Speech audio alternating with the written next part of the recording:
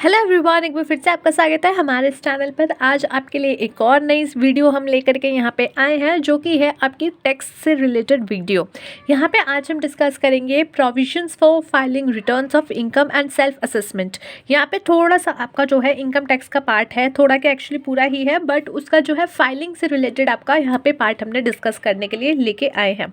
सबसे पहले क्वेश्चन कैसे आ सकते हैं या कितने मार्क्स के आ सकते हैं, तो ईजिली 8 से 9 मार्क्स का क्वेश्चन आराम से बन सकता है। यहाँ पे जो है आपसे थ्योरेटिकल क्वेश्चन ही पूछे जाएंगे, यहाँ पे प्रैक्टिकल क्वेश्चन पूछने के जो है ज़्यादा चांसेस नहीं बनते हैं। साथ ही साथ ऑब्जेक्टिव क्वेश्चन अगर आपके एग्जाम में आते हैं तो उस सिचुएशन में भी जो है आपके 3 से 4 क्वेश्चन यहाँ पे आराम से बन सकते हैं। तो चलिए स्टार्ट करते हैं आज का ये टॉपिक। बट उससे पहले अगर आपने अभी तक हमारे चैनल को नहीं किया है सब्सक्राइब, तो फटाफट हमारे चैनल को सब्सक्राइब कर लीजिए। साथ में बने हुए छोटे से बेल आइकन को प्रेस कर देना, ताकि फ्यूचर में जितनी भी वीडियोस हम अपलोड करेंगे उसका नोटिफिकेशन आप तक सबसे पहले पहुंच जाएगा। So let's start the video without wasting your time. Income tax का जो आपके एक्ट है उसका सेक्शन 139 सब सेक्शन 1 ये बताता है कि किस असेसी को, यानी कि किस पर्सन को जो है अपनी इनकम टैक्स की जो है रिटर्न फाइल करना कंपलसरी है। ध्यान दीजिएगा, assessee required to file return of income compulsory, यानी कि यहाँ पे आपका जो है बेसिक एग्जामिशन जो है इनकम का कोई भी रूल्स फॉलो नहीं किया जाएगा। आप सब जानते होंगे कि इनकम टैक्स एक्ट के अकॉर्डिंग जो है अभी जो आपका हर साल जो है आपकी स्लैब्स जो है उसके बारे में डिस्कशन किया जाता है। अब आपके स्लैब्स में हो सकता है इस साल चेंजेस हो, नहीं हुए हो तो अगले साल होंगे, नहीं हुए तो किसी भी साल हो सकते हैं। तो ये जो साल दर साल आपका बजट पेश होता है, अगर आम भाषा में बात करें तो उसमें आपको स्लैब्स के बारे में बताया जाता है। इस साल जो है कोई भी स्लैब में चेंज नहीं हुआ है, बट अगर पिछले साल के स्लैब्स अगर आप देखें जो चलते आ रहे हैं वही फॉलो होंगे। तो उसके अकॉर्डिंग जो है basic exemption limit, basic exemption जो लिमिट है वो है 2.5 लाख रुपए। यानी कि अगर 2.5 लाख से नीचे आपकी इनकम है तो आपके ऊपर कोई टैक्स नहीं लगेगा। तो ये 2.5 लाख रुपए क्या है, बेसिक एग्जाम्पशन लिमिट। बट आपका सेक्शन 139 सब सेक्शन 1 ये बताता है कि किस इंसान को जो है अपने इनकम टैक्स रिटर्न भरना कंपलसरी है। और जहाँ पे ये वर्ड कंपलसरी आ गया वहाँ पे जो है बेसिक एग्जाम्पशन लिमिट भले ही आप क्रॉस ना कर रहे हो, भले ही आपकी इनकम जो है कम हो, फिर भी आपको अपने इनकम टैक्स रिटर्न भरनी पड़ेगी।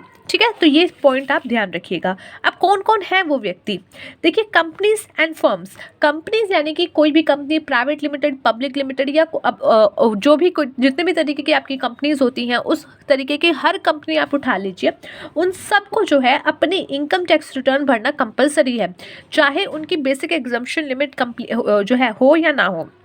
साथ ही साथ इनके साथ जो दूसरा यहाँ पे है वो है फर्म्स यानी कि जो आपकी पार्टनरशिप फर्म होती है। अब पहली बात जो है, आपको पता कैसे चलेगा कोई कंपनी है या फर्म है, आप जो है उनका पेन कार्ड उठा लीजिए। अगर आप पेन कार्ड उठाएंगे तो आप देखेंगे कि पेन कार्ड क्या होता है, शुरू में आपके पास जो है वर्ड्स होते हैं, फिर आपके यहाँ पे 4 न्यूमेरिकल नंबर्स होते हैं, एंड लास्ट में फिर एक वर्ड होता है। अब यहाँ पे जो आपका 4th लेटर होता है ये डिस्क्राइब करता है कि आप कैसे पर्सन है, इनकम टैक्स की नज़र में आप कौन है, क्या हो। ठीक है, अगर यहाँ पे आई होता है तो मतलब होता है आप इंडिविजुअल हो। अगर यहाँ पे जो है हम कंपनीज एंड फर्म की बात करें तो यहाँ पे जो 4th लेटर है वो क्या होगा, सी। अगर सी है तो यानी वो कंपनी है, अगर एफ है तो यानी वो फर्म है। तो यहाँ क्या बोला गया है, जिनके भी पेन कार्ड का ये 4th नंबर, 4th लेटर बोल लीजिए, ये सी है या एफ है, तो सी है तो कंपनी है, एफ है तो फर्म है, और इनको जो है इनकम टैक्स रिटर्न भरना कंपलसरी है, चाहे आपकी इनकम शून्य हो या फिर आपको चाहे लॉस हो रहा हो। अगर लॉस हो रहा है तब भी आपको इनकम टैक्स भरना कंपलसरी है। तो ये बात यहाँ पे बोली गई है under section 139 sub section 1। Now the next point, a person being a resident other than not ordinary resident। देखिए एक पर्सन जो कि रेजिडेंट है other than not ordinary resident, but ordinary resident नहीं है। अब ये क्या बोला है, रेजिडेंट, ऑर्डिनरी रेजिडेंट।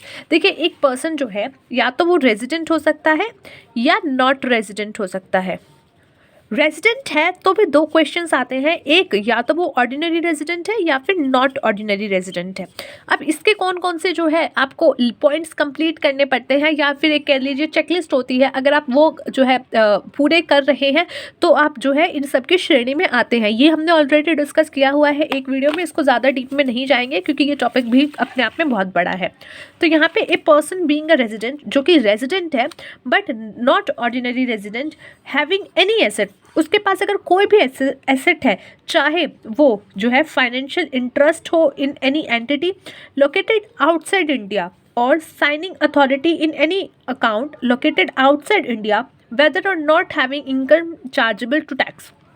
देखिए, अगर आप ऐसे इंसान हैं जिसके पास कोई एसेट है जो कि इंडिया के आउटसाइड है, ठीक है, लोकेटेड आउटसाइड इंडिया, या फिर आपका कोई अकाउंट है जो कि आउटसाइड इंडिया में है, या फिर कोई भी साइनिंग अथॉरिटी है आपकी किसी अकाउंट में इंडिया के बाहर, तो आपको जो है इनकम टैक्स भरना कंपलसरी है अकॉर्डिंग टू दिस सेक्शन।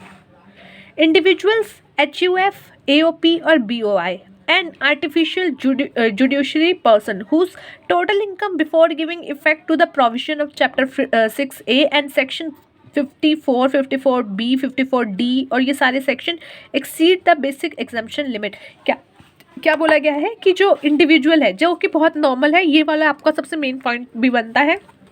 अगर आप इंडिविजुअल हो, HUF हो, इंडिविजुअल हो तो फोर्थ लेटर I होगा, HUF हो तो फोर्थ लेटर H होगा आपके पैन कार्ड के पूरे नंबर में, AOP हो तो A होगा एंड BOI में B होगा।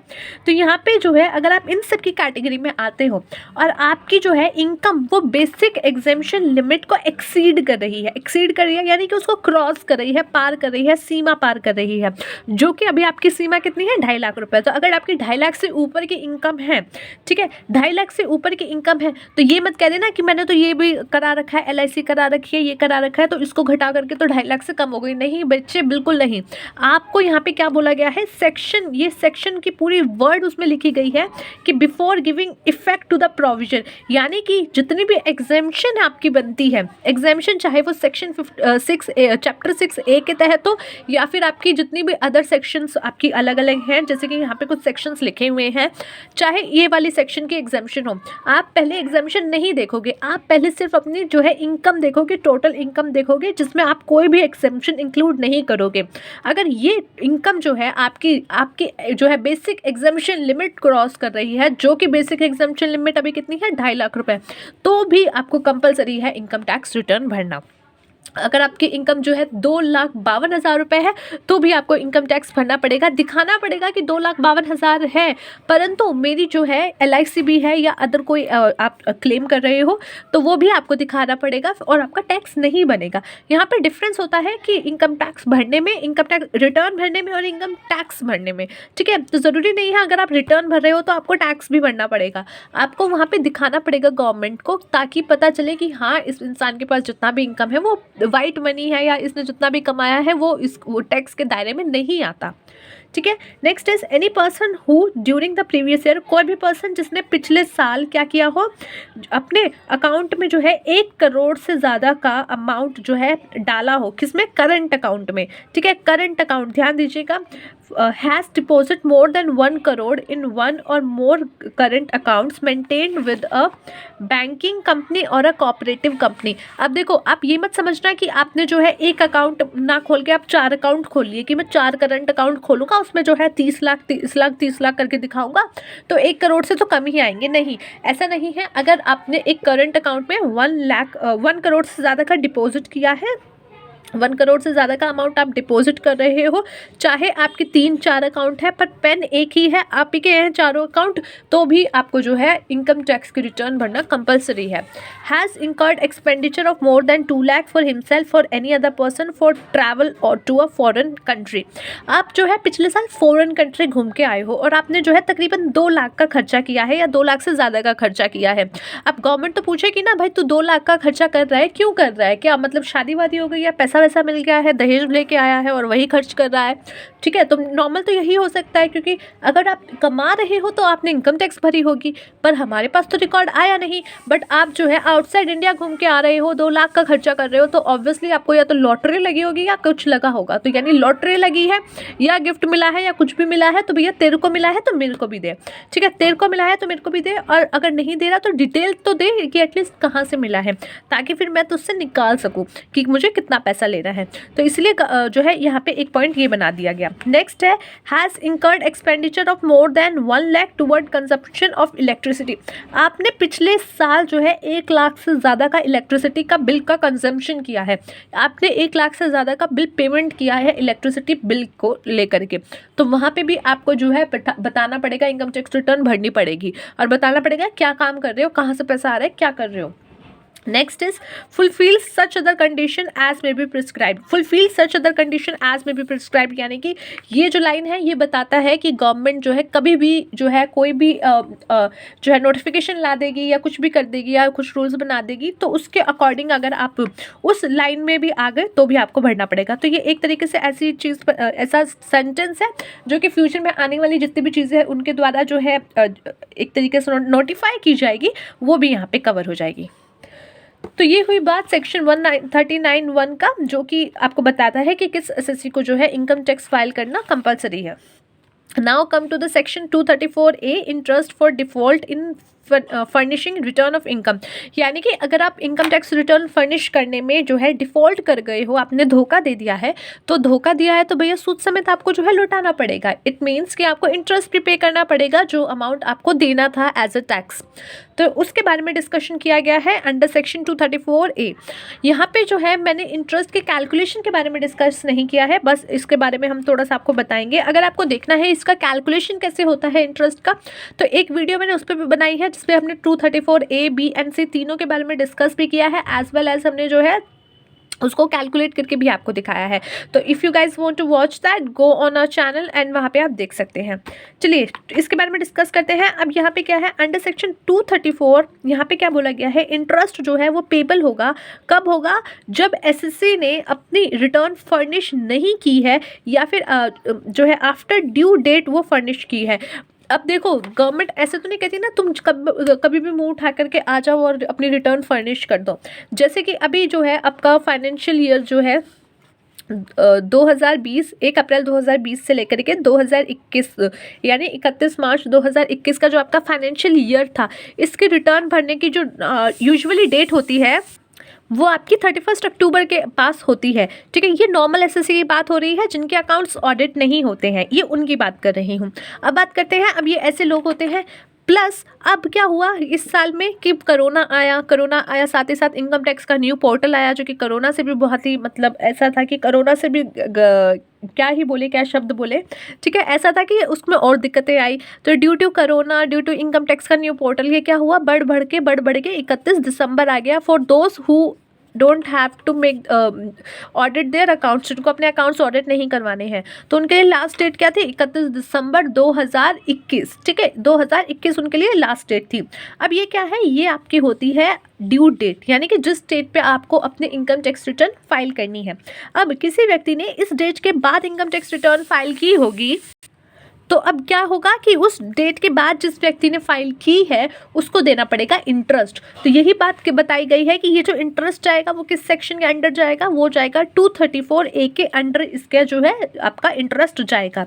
अब ये बात आपकी आ गई कि आफ्टर द ड्यू डेट और does not furnish the return of income, या फिर रिटर्न भरी ही नहीं, ठीक है, इनकम टैक्स रिटर्न भरी ही नहीं, assessee shall be liable to pay simple interest. अब यहाँ पे क्या है, सिंपल इंटरेस्ट देना है आपको 1% का सिंपल इंटरेस्ट देना है, और पार्ट ऑफ द मंथ्स, और पार्ट ऑफ द मंथ्स यानी कि एक महीने का आप देखिए, आप यहाँ पे 1% जो है इंटरेस्ट वो पर मंथ के अकॉर्डिंग निकाल लीजिए, या फिर ये देख लीजिए कि आपने जो है इनकम टैक्स रिटर्न कब भरी, आपकी ये 31 दिसंबर की डेट थी, आपने क्या किया, अब 10 जनवरी को भरी, तो ऐसा नहीं है कि 10 दिन का इंटरेस्ट बनेगा कि भाई आप 10 दिन बाद भर रहे हो, नहीं, पूरे महीने का यहाँ पे इंटरेस्ट यहाँ पे उठा लिया जाएगा।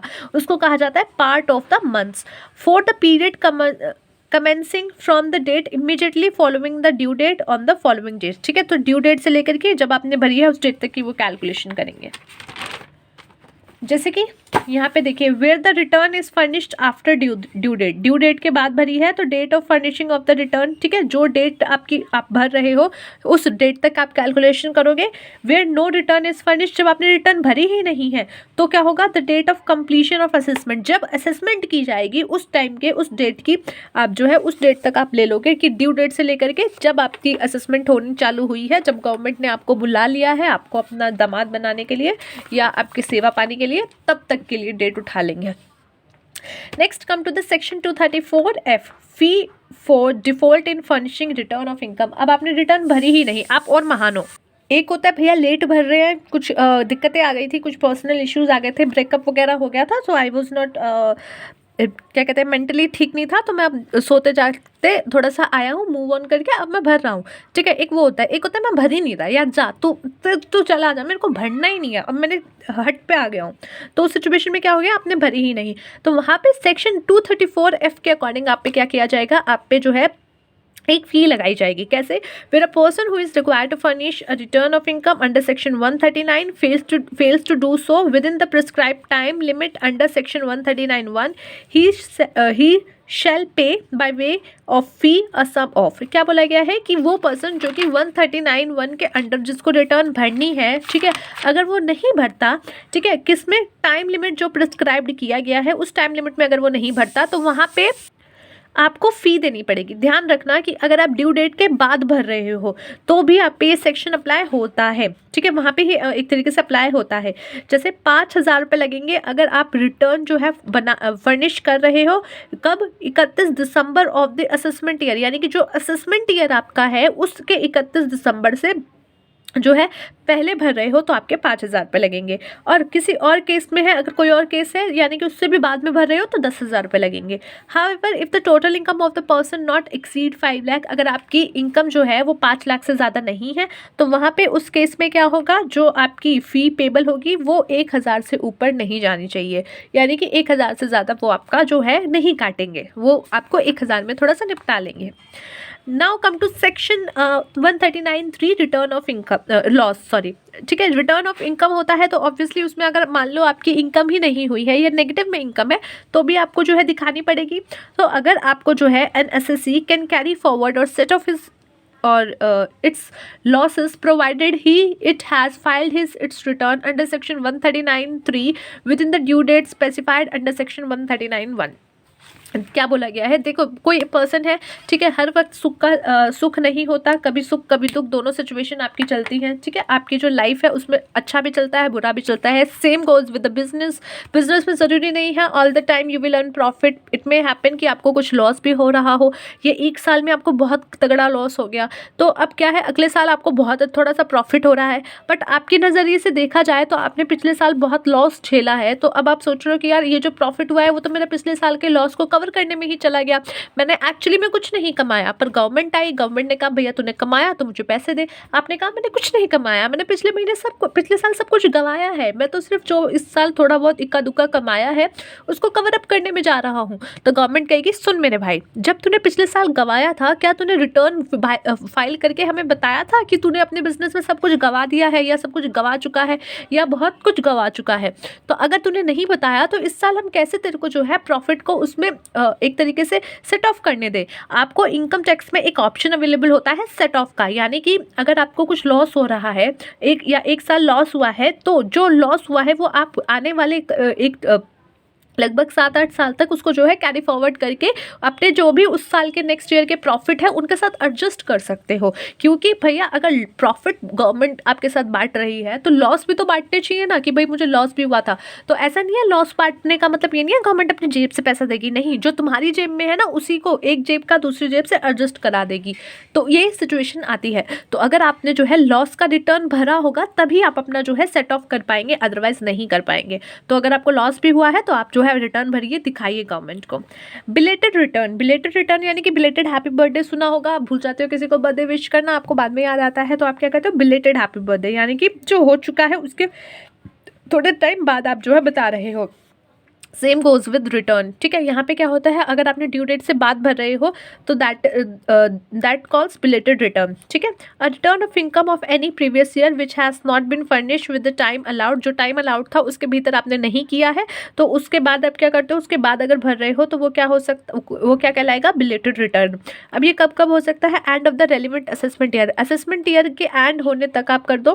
Completion of the assessment which ever is earlier, या फिर जो आपका असेसमेंट कंप्लीट हो रहा है उससे उसका जो उन दोनों में से जो भी अर्लियर होगा वो आपका कहलाएगा।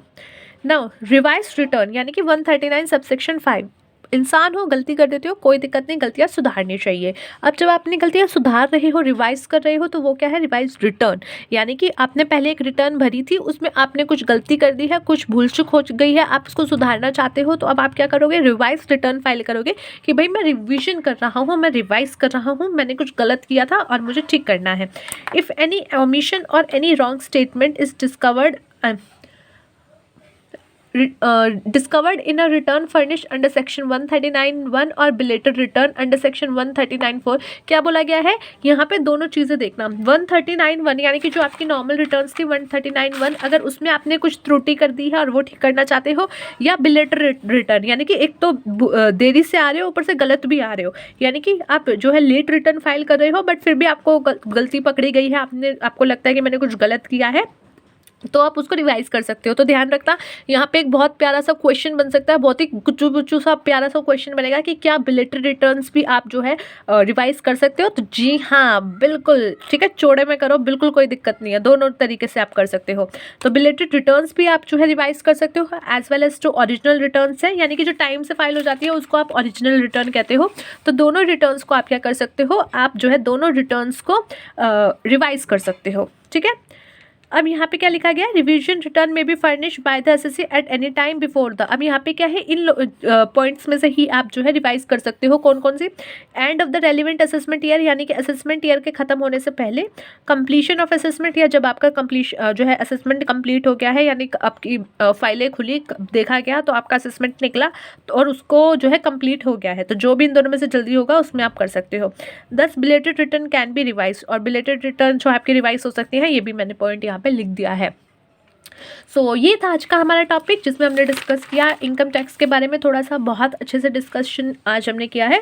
आई होप आपको समझ में आया हो। पूरी वीडियो एंड तक देखने के लिए शुक्रिया, अगर नहीं देखी है तो भी शुक्रिया, ठीक है। तो थैंक्स फॉर वॉचिंग, मिलते हैं नेक्स्ट वीडियो में अगले टॉपिक के साथ। अगर वीडियो अच्छी लग रही हो तो शेयर कर देना फ्रेंड्स के साथ, वीडियोस जो है और ऐसी वीडियोस आती रहे इसके लिए सब्सक्राइब कर देना हमारे चैनल को, साथ ही साथ जो है छोटे से बने हुए बेल आइकन को भी प्रेस कर देना, ताकि जितनी भी वीडियोस हम अपलोड करेंगे उसका नोटिफिकेशन भी आप तक सबसे पहले पहुंच जाएगा।